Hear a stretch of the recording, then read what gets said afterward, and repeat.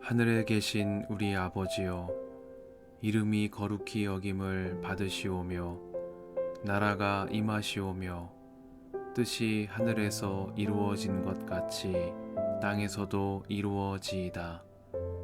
오늘 우리에게 일용할 양식을 주시옵고 우리가 우리에게 죄 지은 자를 사하여 준 것 같이 우리 죄를 사하여 주시옵고 우리를 시험에 들게 하지 마시옵고 다만 악에서 구하시옵소서.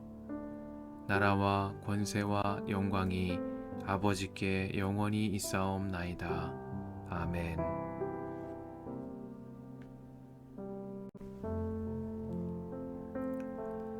다윗이 천부장과 백부장과 그 밖의 모든 지도자와 의논하고 이스라엘 온 회중에게 말하였다.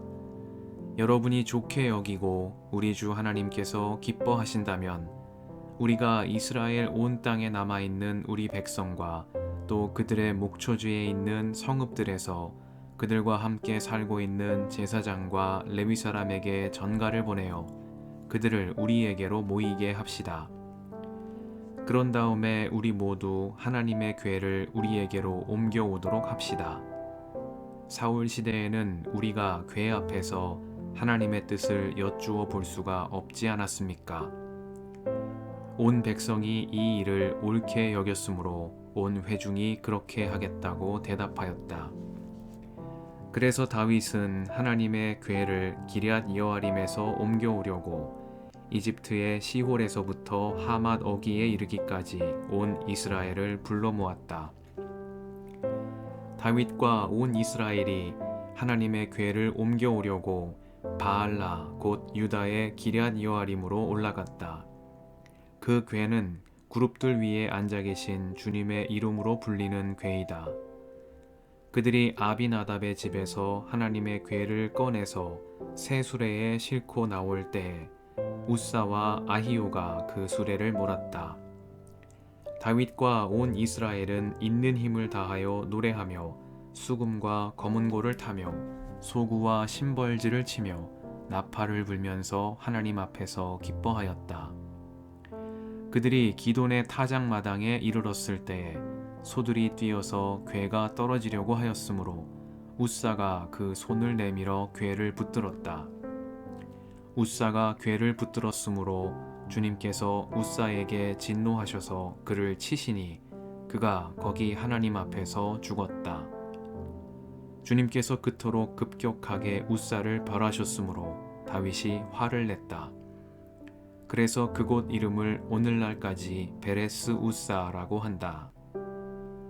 그날 다윗은 이 일 때문에 하나님이 무서워서 이래서야 내가 어떻게 하나님의 궤를 내가 있는 곳으로 옮길 수 있겠는가 하였다. 그래서 다윗은 그 궤를 자기가 있는 다윗성으로 옮기지 않고 가드 사람 오벳에돔의 집으로 실어 가게 하였다.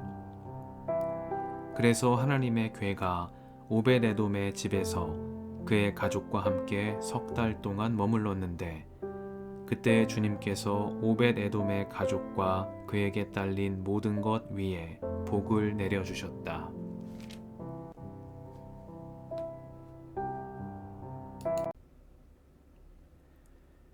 주님의 은총과 평화가 이 저녁에 여러분과 함께 하시길 빕니다. 사울 시대에는 우리가 궤 앞에서 하나님의 뜻을 여쭈어 볼 수가 없지 않았습니까? 온 백성이 이 일을 옳게 여겼으므로 온 회중이 그렇게 하겠다고 대답하였다. 그래서 다윗은 하나님의 궤를 기럇 여아림에서 옮겨오려고 이집트의 시홀에서부터 하맛 어귀에 이르기까지 온 이스라엘을 불러 모았다. 말씀 앞에서 성령의 인도하심과 지혜를 구합니다.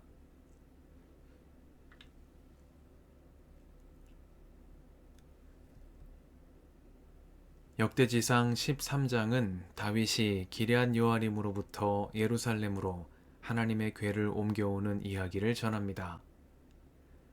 역대지는 앞서 사무엘기하 6장에 기록된 이 이야기를 확장해서 이를 13장에서부터 16장에 걸쳐 자세히 보도하고 있습니다.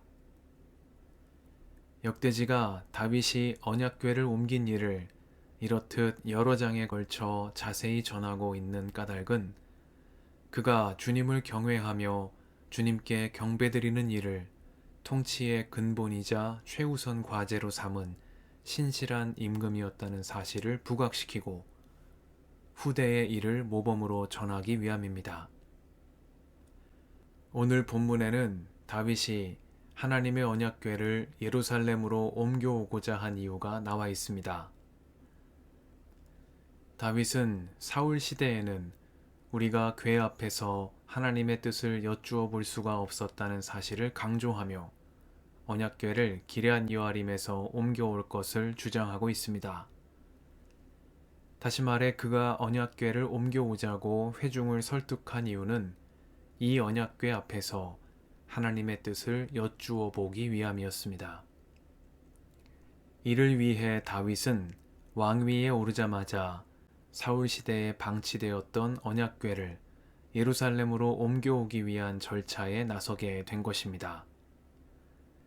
이는 다윗의 중심이 하나님께 있었다는 사실을 잘 보여줍니다. 역대지는 앞선 10장 말미에 사울의 죽음에 담긴 의미를 전하며 그는 주님의 말씀을 지키지 않았고 오히려 점쟁이와 상의하며 점쟁이의 지도를 받았다는 기록을 남겨두고 있습니다.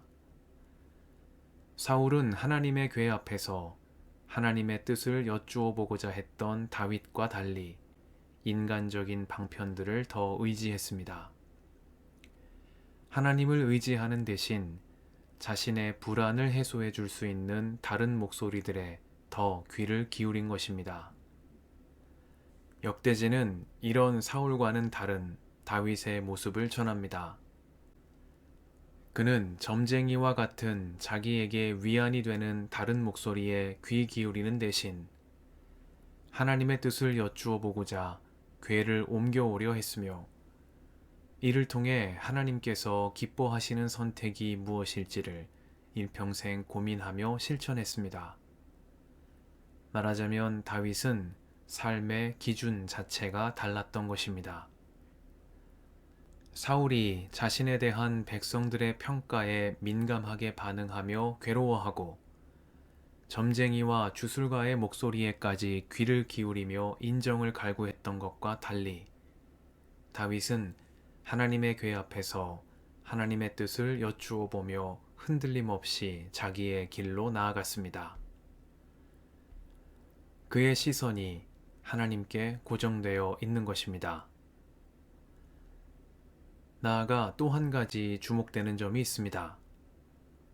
다윗은 이렇듯 확고한 지향을 지니고 있었지만 자신의 뜻을 독단적으로 펼쳐나가지는 않았다는 점입니다. 그는 언약궤를 예루살렘으로 옮겨와야 한다는 분명한 뜻을 가지고 있었지만 일방적으로 이 일을 수행하지는 않았습니다. 다윗은 그가 임금이 되기 전부터 그러했던 것처럼 자기 사람들을 소중히 여겼으며 뜻을 같이 하는 천부장과 백부장, 나아가 이스라엘의 모든 지도자와 의논하며 회중을 설득하는 과정을 거쳤습니다.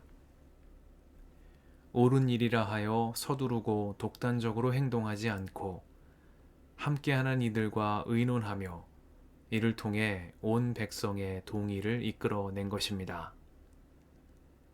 이렇듯 다윗은 삶의 중심에 하나님을 모시고 중요한 고비마다 하나님의 뜻을 여쭈어 보며 그분 안에서 길을 찾고자 했습니다. 또한 그는 뜻을 같이 하는 이들을 소중히 여기며 그들과 함께 나아갔습니다. 다윗은 옳은 일이라 하여 혼자 10걸음을 앞서 나가는 대신 다소 느리더라도 함께 한 걸음을 내딛는 길을 택했습니다. 위로는 하나님을 섬기고 곁으로는 그와 한 길을 걷는 동료와 이웃을 섬기는 신실한 삶을 통해 다윗은 이스라엘 모든 임금들의 모범이 되었습니다. 주님께서는 이러한 다윗을 기억하시어 훗날 다른 이들에게 너는 내 앞에서 내 아버지 다윗처럼 살라고 말씀하셨습니다. 우리도 다윗처럼 세상의 헛된 소리들에 마음을 빼앗기지 않으며 오직 하나님의 뜻을 여쭈며 살아가되 이웃을 향하여는 낮고 겸손한 마음으로 귀 기울이는 참 신앙인으로 살아가게 해주시기를 이 저녁에 간구드립니다. 함께 기도하시겠습니다.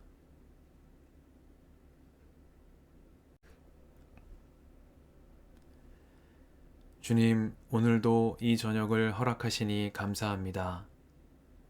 세상의 헛된 소리에 미혹되지 않으며 오직 하나님의 뜻을 여쭈며 살아가되 이웃을 향해서는 언제나 낮은 마음으로 귀 기울이는 저희가 되게 하옵소서. 우리의 길과 진리와 생명이신 예수님의 이름으로 기도드립니다. 아멘.